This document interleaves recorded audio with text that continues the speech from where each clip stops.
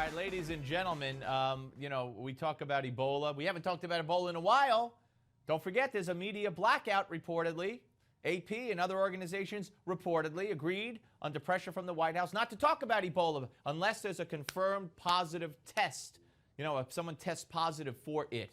But the fact that there's 350 people in New York under observation and, God knows how many wherever and whoever else, shh, let's keep Ebola out of the news. Well, it's in the news. And the U.S. government recently sent our next guest to inspect a still functioning Soviet-era bioweapons lab that could have potentially been used to make Ebola into a bioweapon. And joining us right now is Dr. David A. Sanders. We welcome him back, Associate Professor of Biological Sciences and Chair of the University Senate Steering Committee at Purdue University. Hey, Doctor.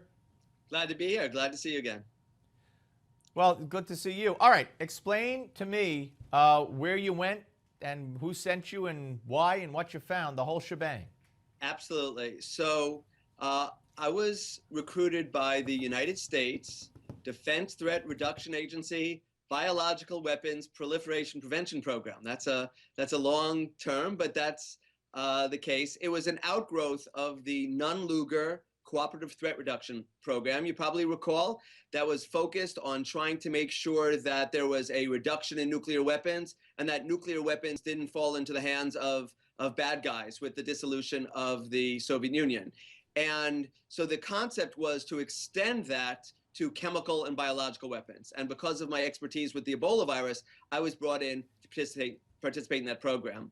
And the concept, in essence, is we not only wanted to make sure that the biological weapons, such as Ebola virus, Marburg virus, smallpox virus, potential biological weapons, didn't fall in the hands of bad people. And I'll tell you about that in just a second. But we also wanted to make sure that the expertise that was necessary to develop those agents into biological weapons didn't go elsewhere. And so because of the nature of the program, we were supposed to talk about the fact that we didn't want them going to third nations. Third nations at the time meant Iraq, Iran, and North Korea. And we didn't want them to join subnational actors. Now, I had always thought that subnational actors meant regional theater performers. But in fact, subnational actors is a pseudonym for terrorists. And this is a very important program because you want to make sure that the expertise which is necessary to turn these agents into weapons doesn't migrate. And so we wanted to make sure that they continue to be employed in strictly defensive uses, defensive approaches to these viruses, that they were focused on, for example, developing antivirals rather than using these in an offensive manner, which was their plan back in the Soviet era. Right. Very, very interesting. All right. So where are we now with the virus? We've had the one guy in New York. He went home. They sent him off as a hero, which I don't think he's a hero, but that's another story.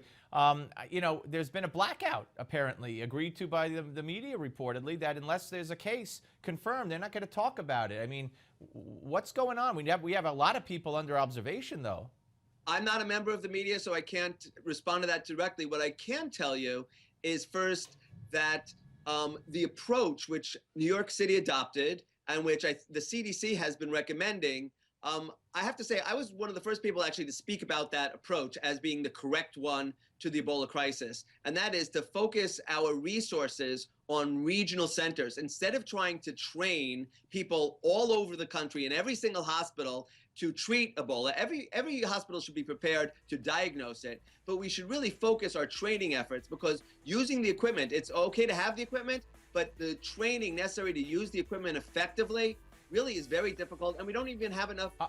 We got, Doctor, 10 seconds. Are you more confident now that we're less at risk in this country, or more worried than you were last time you were here? I'm more confident that we are less at risk right now. All right, Doctor, thank you. Great to talk to you. That was a great story, and appreciate your time. My pleasure. When we come back, give me 5.